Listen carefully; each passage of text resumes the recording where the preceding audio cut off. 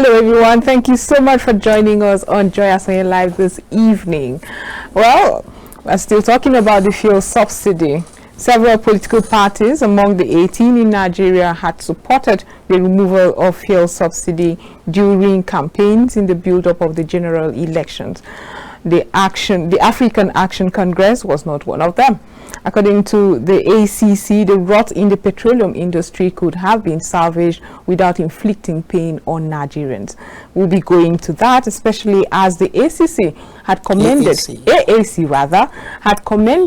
the NLC and other pressure groups that had earlier now decided to go on strike. What is their thoughts now that that strike action has been suspended?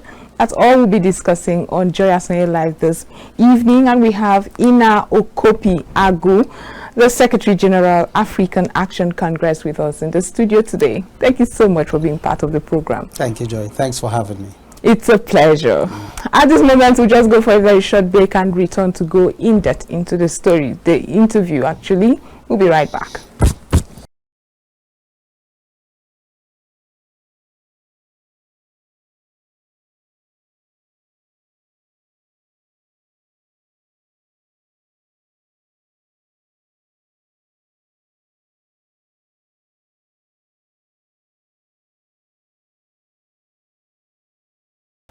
Welcome back. Like I said earlier, we have in the studio Ina Okopi-Agu, the Secretary General, African Action Congress, with us.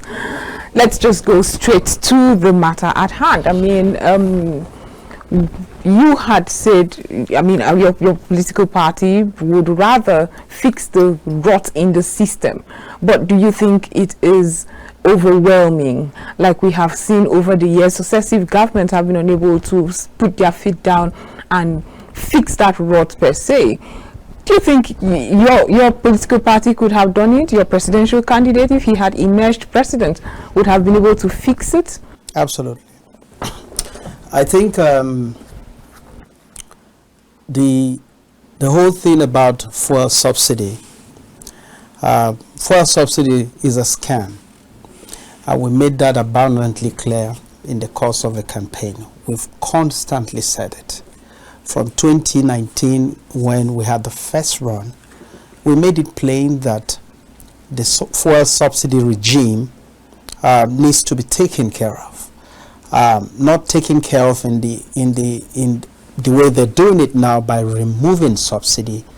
Our opinion, and we know this as a fact, that the corruption around that subsidy regime is humongous, and we've had government after government without I don't want to use the word on air, the audacity to challenge the people who are milking us dry.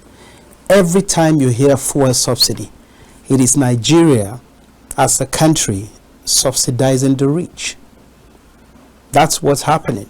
The people who are the beneficiary of this fuel subsidy are the rich people, the people with the license to trade in petroleum products in this country. Okay. Those are the primary people you're subsidizing. And the thing is that PMS goes to the heart. If you touch PMS, you touch the heart of the most common Nigeria, wherever they may be. Anytime you touch it, prices of products in the market will jump because you need to be transported.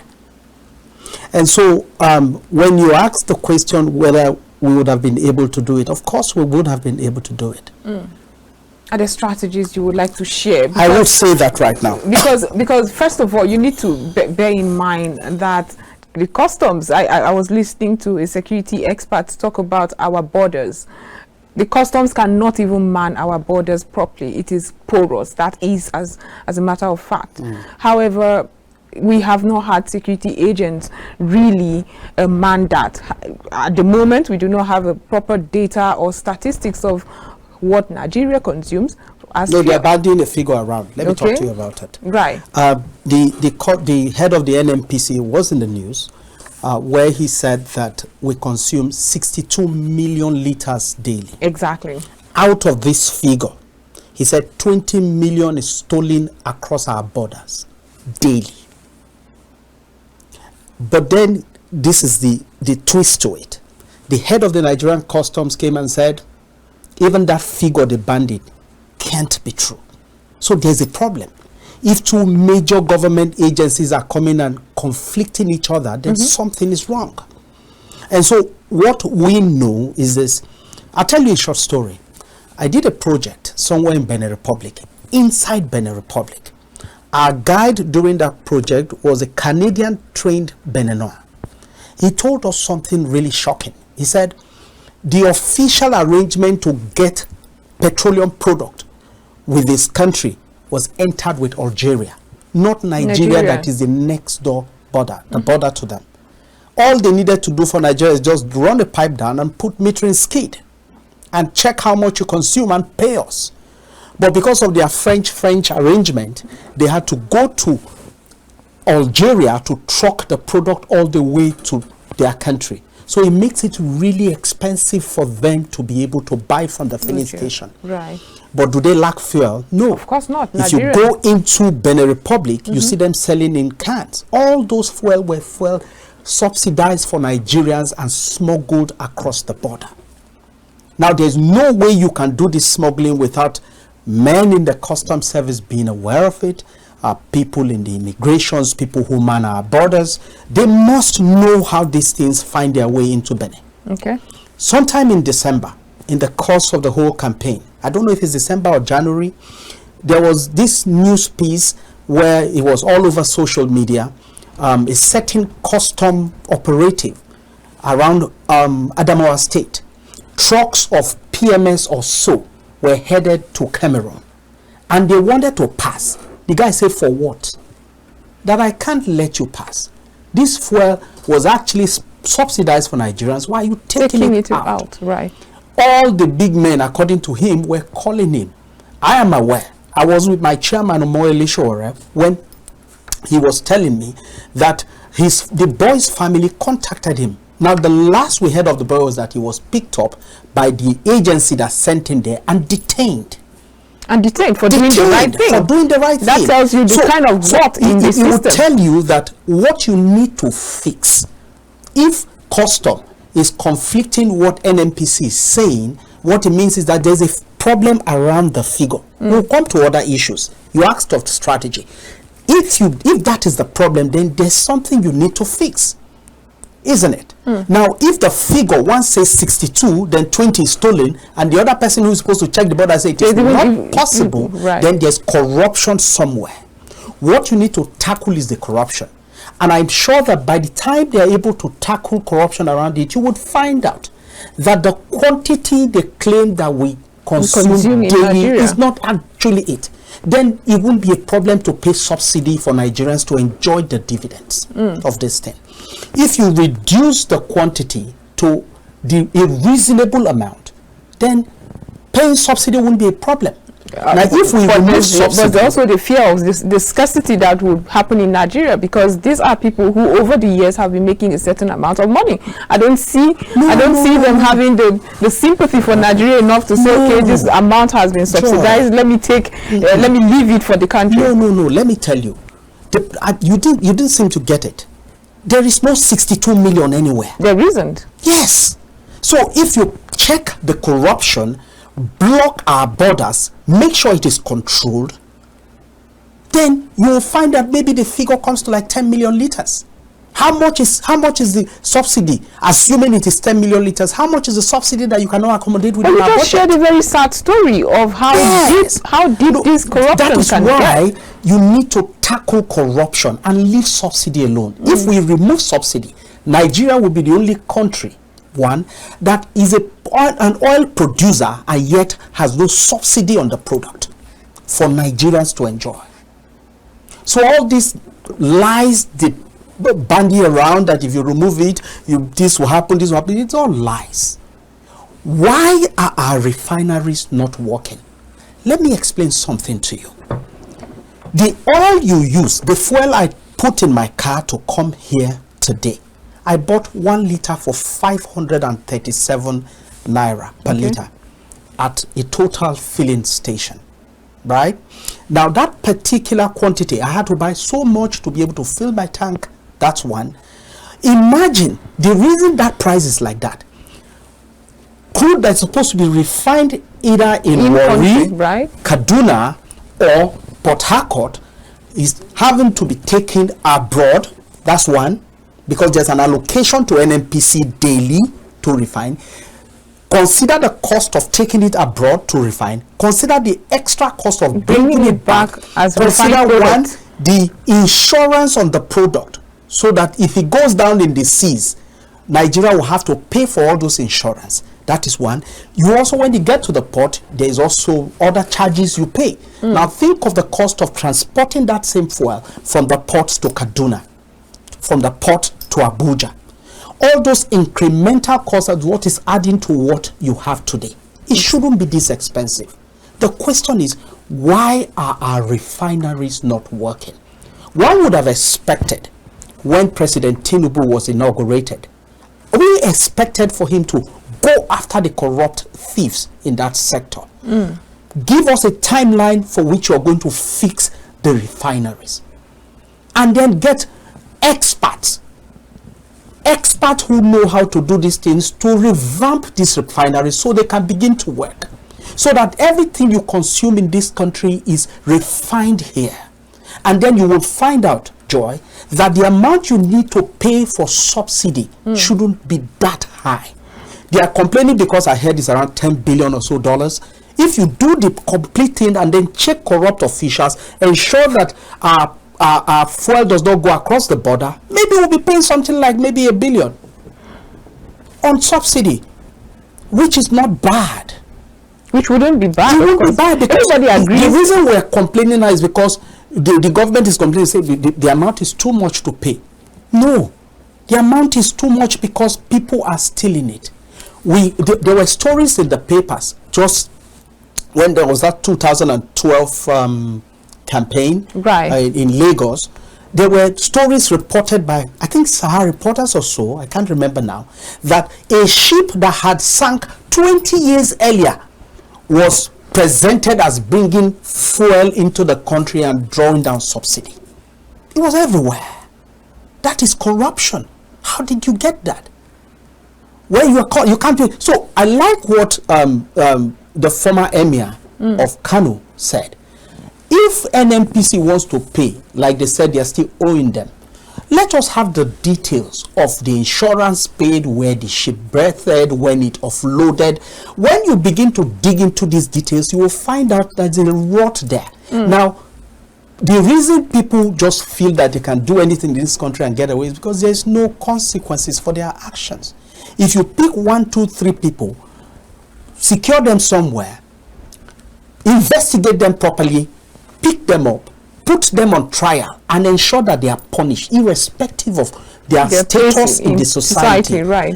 People will desist, or it will bring it down to a minimal level. That is why things are the way they are. Now, we have other solutions as we go along.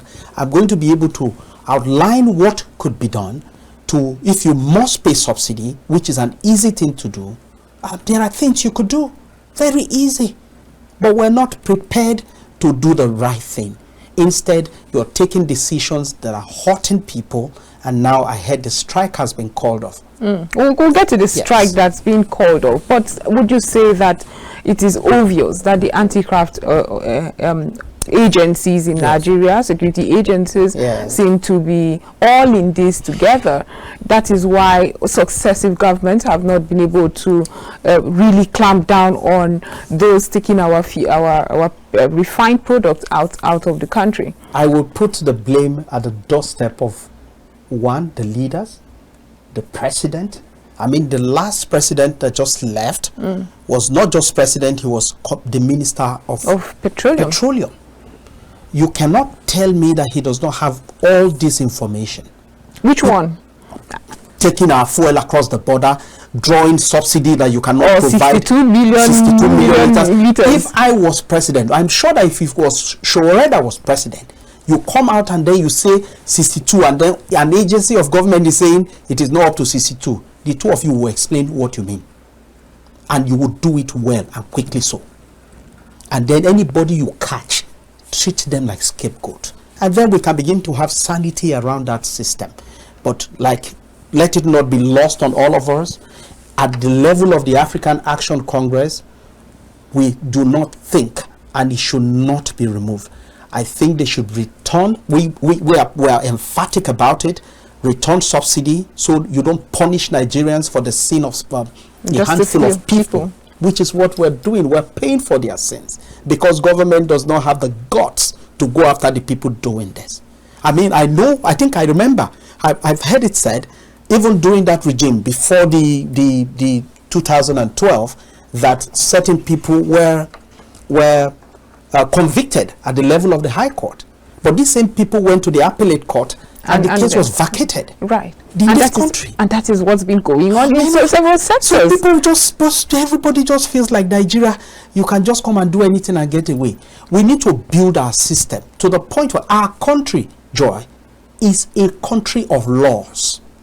It should not be a country of laws. It is a country of laws. That's why we have a constitution. But we're not applying it. If you apply it, certain things that would go on to just people would just feel like they do anything and get away, it will stop. And then we would have people, everybody, no matter who you are in this country, you have a right to expect a fair deal from your government. That's true. We are at the receiving end of all these their evil actions against the people. At the level of the AAC, we think that it should be reversed immediately, whether NLC called us strike or not. I would use some words, and I hope I don't hurt your station. We think the decision to remove it was thoughtless. It shouldn't have happened. People are suffering. Minimum wage is 30,000. It's costing me close to 30,000 to fill my tank. So what do we do? You're right. However, as an opposition party, correct. You know, when the PIA was signed, Nigerians seem to have applauded the President Muhammad Buhari at the time for signing the PIA. We thought this would bring that sanity necessary in the petroleum sector.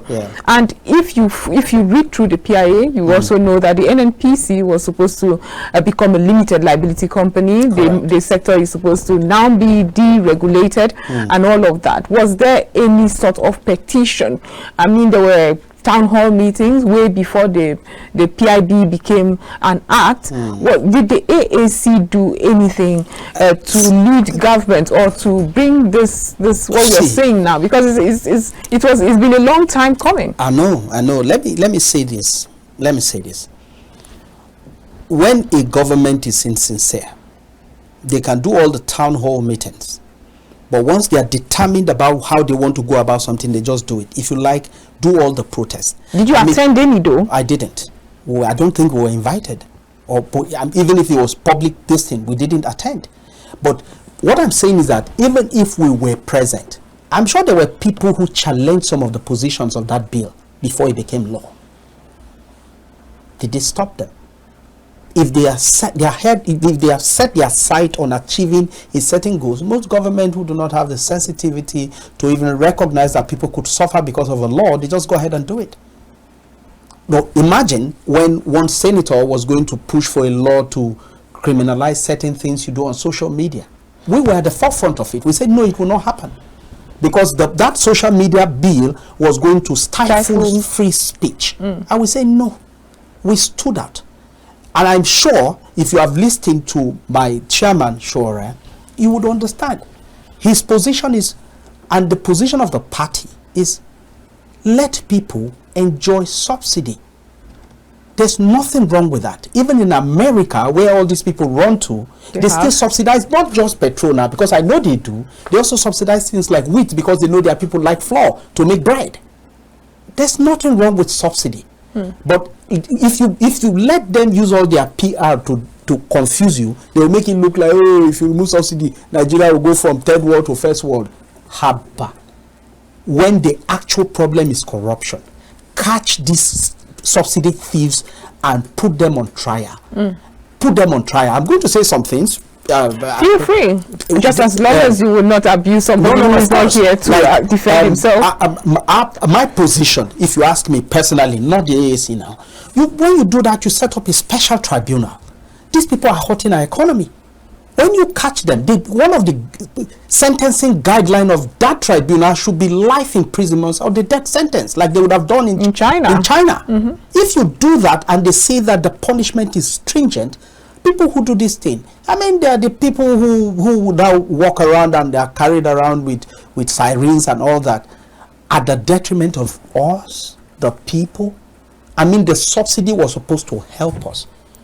But hear what the NMC man said.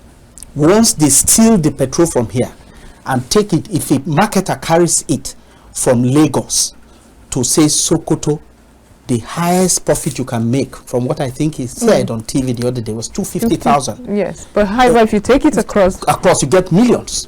So it was. We should also look at the DPR and question them. I have been to border towns in this country. I will not mention the towns, but when you go there, you see a little town with 10-20 filling station, because it's a border town.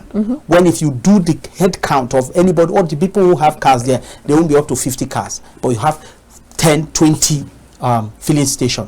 Why do you approve that? We know the reason. They use that as the tool now to get the fuel, with the pretext that they are taking it to that place to sell, and they drive it across the border. So DPR must also be questioned. Stop issuing licenses. If there's a need, withdraw licenses of anybody who engage in that criminal practice. Would it be stifling business? No, it's not stifling business, it's controlling corruption.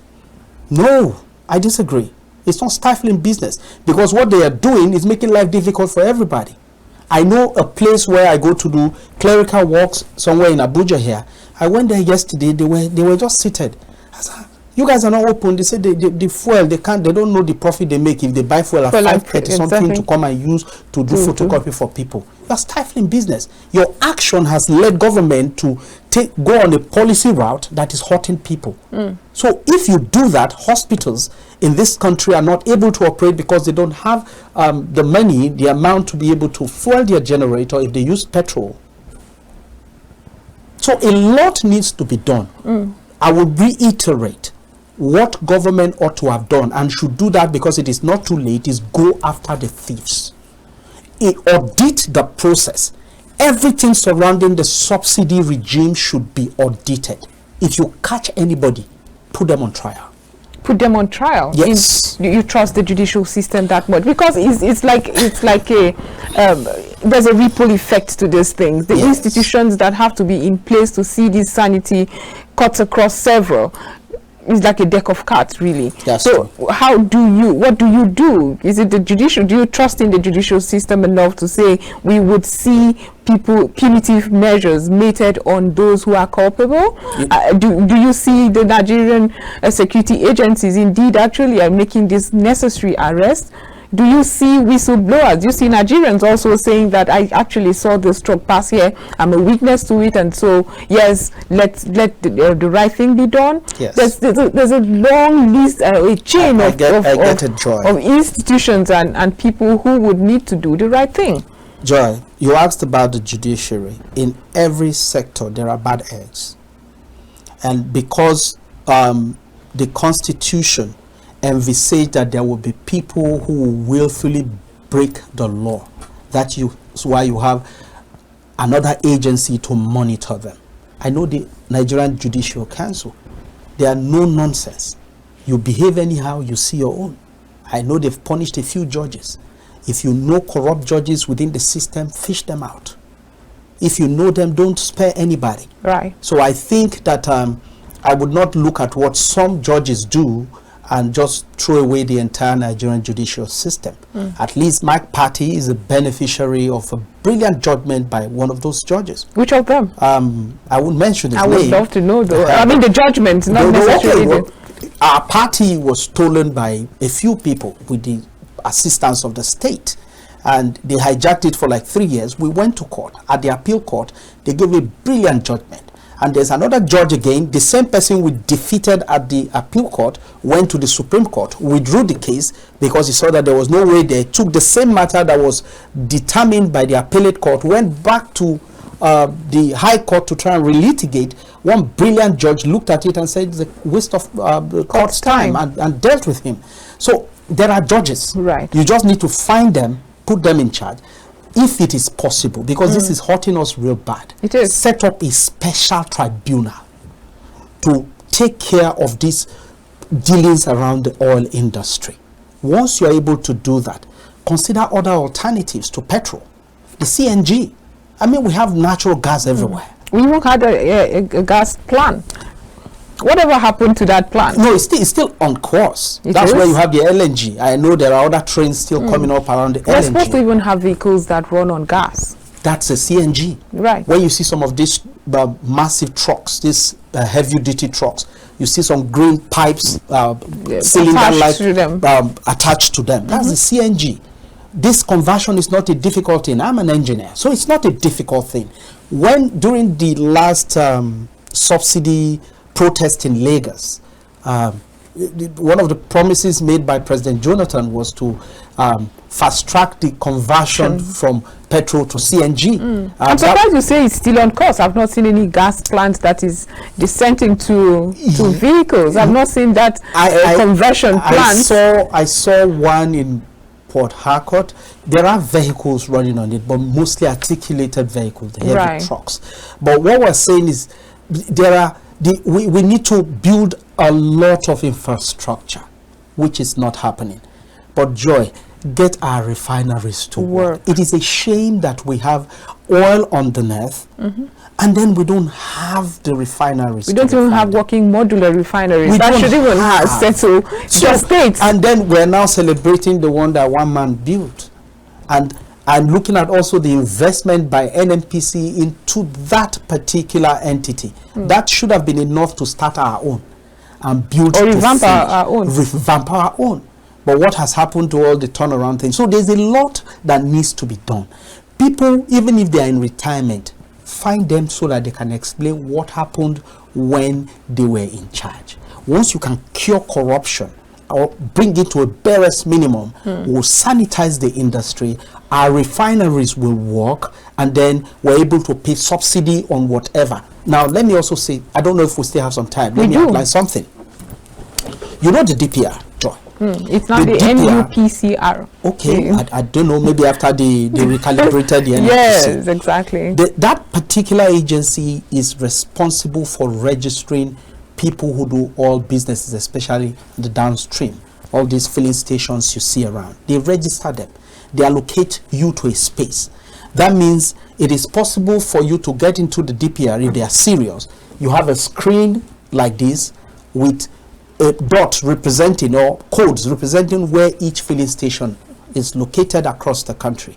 When you take fuel from a depot, I'm looking at a future where you don't need to import it. You go to, say, Kaduna, you pick fuel. If you carry the fuel the trucks are properly tracked and monitored from DPR, is it not possible to get this product to the filling station and only pay subsidy based on what is dispensed at the pumps, not what is claimed to have been produced or what is brought into the ports? Do you understand? Make it in such a way that if you remove that incentive where they come and claim that they brought 1 million liters of PMS and you get paid subsidy on 1 million liters, let that 1 million liter find a way to sell it to a filling station. Let the filling station dispense. Once the filling station dispense, we can check, because you have DPR officials across the country. You check that you actually dispense 33,000 liters, you get paid subsidy. Tell me, if you are not paying subsidy on what you brought in through the port, who will carry it and go to Benin? Who will carry it to Cameroon? Who will carry it to Niger? Nobody. Because it won't make any sense. It will be too expensive to engage in that kind of nonsense.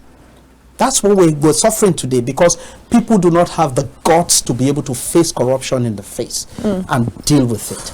And that is why at the AAC we have told them, this one that people are shouting, yeah, we don't agree. During the campaign, we heard the candidate of the Labour Party repeatedly say he was going to remove subsidy. Immediately. Yeah, the people who set up that party, that's the Nigerian Labour Congress, are staunchly against subsidy removal. The team where President Tinubu now, during the campaign, kept saying it. Whether you like, protest from today till tomorrow, I will remove it. Exactly. Atiku started in 2019 by saying that he was not even going to remove, he will sell the filling station. People still voted for him. They claim to have gotten 8 million or how many million votes. That means people believed in them. Why are they shouting now? People who say we will not remove subsidy, you didn't look at them. You didn't think they were serious. You know, and now we're crying. And we who are in the opposition, who are staunchly against removing subsidy, are the people in the middle of it and fighting for you. We need to wake up as a country. We do. And there's no hard and fast rule about it. Until we get our priorities right, we'll keep bringing people who teach us lessons. What we're chopping now is what they say in Nigerian parlance across the street as water. We're suffering it. We're suffering it. Okay, Mr. Ina Okopi-Agu, we would go for a short break right now and return to discuss more. We're still discussing the fuel subsidy removal and the attendant effect. We'll be right back after this.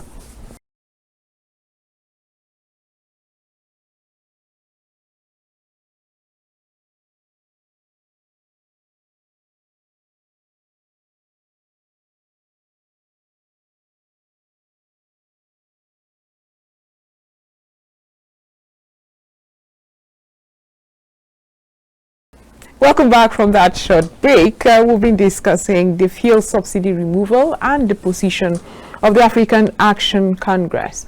We've been discussing with Ina Okopi-Agu. He is the Secretary General of the AAC.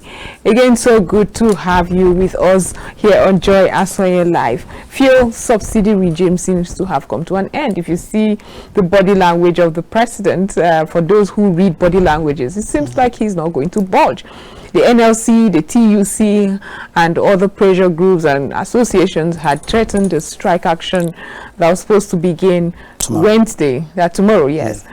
That doesn't seem to happen, as they seem to have gotten some sort of arrangement with the federal government. Now, the AAC has its stance. If you are to advise, is there anything other than your stand on going back on the fuel subsidy payment, or you can shift grounds? Is there some sort of advice you can give to this government? Now that fuel subsidy is out, these are things you have to put in place. Thank you. I've said this before and I'm going to reiterate.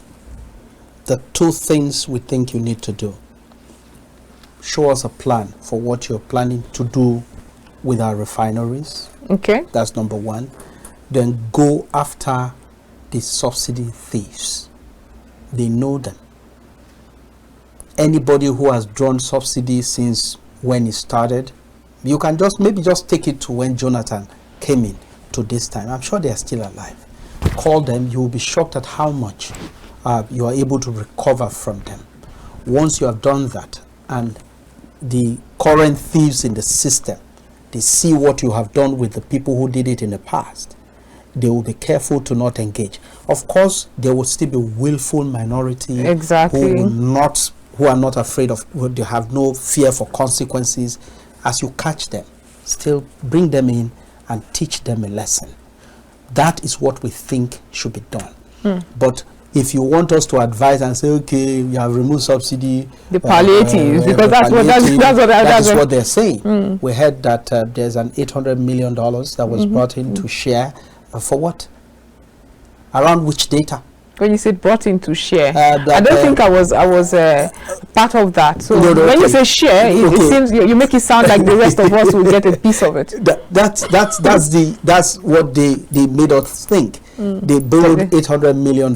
I know that was approved before the last government left, and what they said, the childish thing they said is that they will share it for 5,000 amongst 10 million homes, Nigerian homes. Right. On what data? Where do you even have a data to bank on, to share? This is a government that has over the years been alleged, supposedly, I'm trying to be very kind with my words now, been paying to the poorest of the poor in the country. I've not met a recipient. If that's what you're about to ask me, I have not met a recipient. If anything, I should ask you. This is my show. Have you met a recipient of the past social welfare? They were sharing, right? That's what they claim to have done. In my village, at least I go there once in a while. I did not hear that anybody around my own locality got a 5,000 naira from any government. Where, if you're going to do that, around which data? Where did you get the data from? Where are their account numbers? Are you handing it cash to them? We have seen people hand cash. And once it becomes cash, it means it is fraught with corruption, just looking at it. Right, because there's no accountability. There's no accountability. You have not told us what you did with the last one, only for them to come give quarterly report and say they shared 30 billion. How? The same 800 million that could have gone into expanding our rail system, building of roads, getting the refineries to work and make things easy for Nigeria. Because when you tackle that, especially issues around power, you are solving problems for Nigeria. They're able to get electricity to set up cottage industry, finance renewable energy installation for them across the country to be able to run cottage industry, and then they run their lives. Do you understand? But that's not what they're doing. They're still in the agreement from yesterday where they said they called off the strike. Go and look at it. I think they're still going ahead with the sharing of the $800 million that was sourced from the World Bank. Who does that? $800 million. Apart from, you are adding to the debt that we have now incurred under the last government. You're not thinking of what 800 million can solve to make life easy for everyone else, but to share to people who probably do not even exist. What would you like to hear when you talked about the plan for the refineries? I mean, the government had come out to say that before December, I think Port Harcourt would come on stream. Good. I mean, we've heard this before, so I want to know if you have this optimism. I'm telling you, these people think you are fools. You know, they set timeline like this, it comes, it passes, nobody will hold anybody to account because they know that they are above the law, or they see themselves as above the law. I think if they began with Kaduna, I think Nigeria has the resources. There's nothing wrong with borrowing, Joy. Let us not make borrowing look like evil. Once you borrow, America is the biggest debtor the world over. Yet we still rate them as the world's leading country, right? Because any debt they incur goes into making the lives of their people better. Where it becomes a problem is when you borrow to pay salary, borrow to divert what you borrowed for. There is no commensurate actions on ground to show for what you borrowed for. That is where the problem begins. And then you now leave debts that generations would take to build. I read a report that if you have to give every Nigerian what they owe, everyone is owing about 200,000, 300,000. I don't have. So you owe about 300,000. So they need to stop it. You can't keep incurring debt for me and I don't know anything about it, and it hurts. Doesn't it give you some joy that some poorest of the poor was alleviated somehow? How the debt that you owe is. Are you not human? I've not experienced any of that. Like we've said, before you go into social security, which is not a bad thing for your people, at least all countries should do that for their own people. Where it works, they have data. You can track what you claim to have done. We do not have it. To check the loans they gave out to farmers during this Jonathan's regime, Buhari's regime, a lot of them may be written off, my dear. A lot of them will be written off because you take loan meant for farmers and you hand it to politicians. I also do farming. I remember that we applied for this same agric loan. We have a land, we have a farm. They visited and visited. We wanted only 1.2 billion. We were unable to get it until all this thing ended. Then you just pick the same money and give to people who do not have own a single farm anywhere and you expect it to work. Could it be because you did not fit into the criteria? The criteria I didn't fit into is their corrupt criteria, where you belong to, you are in the constituency of a politician who wants to show his people that he's working, and they present figures and these things are given to them. But we presented a plan. We gave a projection how we're going to repay the loan. We didn't get it, no matter what we did. Now, some of those loans have become bad loans. People collect and went to marry. People collect and did what they did, buy houses. That's not how you do it. If you want these programs to work and benefit the people for which you're doing it, if you see the concept around some of these programs are very laudable. You would think that if they implement it as described in their policy papers, this would turn Nigeria into something else.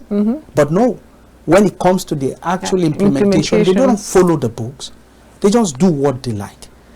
I don't know how much the debt is around that agric loan. The last time I read, I don't know if it's correct, don't quote me, 250 billion, just like that. I hope the figure is less than that. I hope the figure is less than that. What we need to do before you go to the next question, let us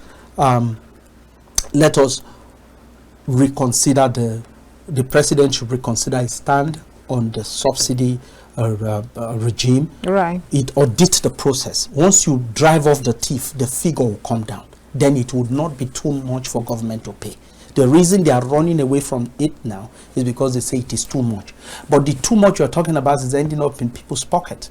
What you even claim to subsidize is ending up in other countries. Isn't it easy? Why do we try to make a small problem look very complicated? Just go after the people. Who are the people? If you pay subsidy, you paid it into an account. Call them in. Prove the subsidy you received. Show us the insurance you paid on the ship that brought the fuel. C'est fini. Okay, while we still pursue this audited account or auditing the process, auditing the process rather, let's talk about the fact that we see a lot of fuel scarcity here in the country, and one of the things a lot of people celebrated when the president mentioned subsidy removal and a proper deregulation of the sector was that now we would see we'll see healthy competition in the sector. Is it something you are also celebrating so that we do not see the many I mean in the past year we saw I don't know if you suffered it. Did you say competition? Healthy competition. Where is the competition coming from when the only people bringing the thing are NNPC? Now we will not see NNPC be sole importers of refined products. Who said that?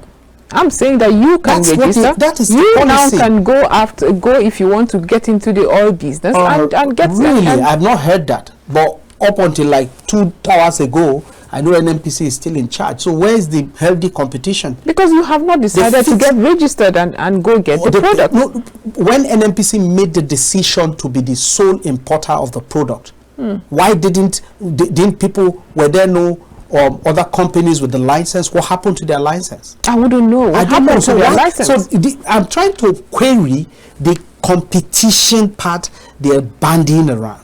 No competition. It's NNPC that brings it in. Other companies do not. So if you see the product in other places, those people bought it from NNPC. How's this difficult? Think about it. Well, NNPC will no longer be the sole if that is a new development. It is a new development. Hence the deregulation of the sector. But of course, that's what the PIB says. You have deregulated, so you open up for everybody to bring it. Right. Why should people be bringing in? Why can't you compel the people whom you gave licenses to set up refineries to begin to do it, or they face consequences? That's true. You were actually talking about how the Kaduna refinery, for instance, could get working. Apart from that, there are other major players in the industry. Let's not mention their names. But even people like Mobil, they should refine. Your job should not just be to take the oil and take abroad to go and sell. I'm sure part of the plan is to also set up a refinery. The size may not be the size of a Dangote, but set up a refinery. If you have a lot of it, that is where the competition comes in. Let the competition not be around people who import, because that's killing us. It even makes us look unserious as a country. I know we can just want to show ourselves, but why should we be dependent on fuel imported from other countries? What is wrong with us? Why can't we set up our own and make it run? It's not like, okay, the ones that are even here, repair it. If they are not working, scrap them. Let us know they are not working and sack everybody in NNPC. Because you still have people in the refineries being paid salaries. I saw the humongous number. It's a shame. Really. Amount we are still paying. I'm telling you, let us do the on things the moribund refinery. That is what the AAC would have done. We will not condone corruption. Give us the opportunity. We will ensure that electricity works. We outlined that in our manifesto. It is not just, everything is not around, our country is the way it is because we have built it around petroleum. There's agriculture. There's power. There are other sources of generating power and making things easy for Nigerians.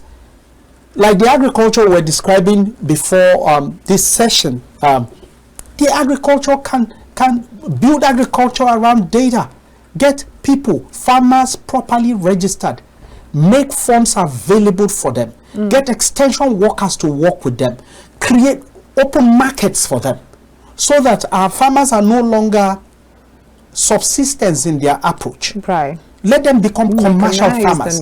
And because they are too small as an individual to become commercial, bring them together as cooperative. Then they are strong. If a cooperative is, say, 20 people and they have 2 hectares or 1 hectare, 2 hectares per farmer times 20 people, that's 40 hectares. That is large scale. Make financing available. Give them access to finance. Right. Access to good input. Good agronomic practices by extension workers. Make just market available for them. And then they sell the thing. Instead of selling in one mudu, they sell in trailers. The money comes in bulk. They are able to utilize it properly. Then you can begin to talk of developing your own country. Everything should not be around. I mean, I listened to your principal Omoyele Sowore talk very extensively about revamping the economy of Nigeria and getting our GDP to where it should run the country properly. Are you, as an opposition party, advising this government? I know he reiterated, I mean, the President Bola Tinubu reiterated during his inaugural speech, that he sees everyone as Nigeria. He sees beyond party lines, and he's open to working with other political parties. He seemed to have extended the olive branch. Are you taking it? He has not reached out to us yet. When he does that, we'll know what to say. What would be reaching out? Later? You said they have means by which they can reach out. If they reach us, we'll let them know. They have not done that yet, so I'm not going to preempt them. But our stand on how this country ought to work is contained in a detailed manifesto. Is it something you're willing to share with the government? Or we will share it. Come 4 years. We will share it. 4 years. Because of the way those things are built, our documents are built, they will find it difficult because it will stop them from pilfering into our commonwealth. Right. So and you do not think that this administration wants to end or cover those loopholes? Well, they've begun by removing subsidy without tackling the problem, the elephant in the room, which is corruption. So I don't know what to think. I would have thought that just go after corruption. Right. Joy, going after corruption is easy. You have a judicial system. You have law enforcement. There is EFCC. There is ICPC. We have several. There is the police. You have our justice system. We have very good prisons. We do? Yes. Good prisons? No, when I say good, I mean there are plenty prisons. And you send them to jail. In Okopi-Agu, it's wonderful to have you. An hour went so seamlessly. I wish we had more time to discuss, but it's been very interesting. He's the Secretary General, African Action Congress. Thank you so much for being part of the program. Thank you, Joy, for having me. Appreciate this. And this is it for Joy ASONYE Live today. We'll be back tomorrow with so much more. Do have a wonderful evening.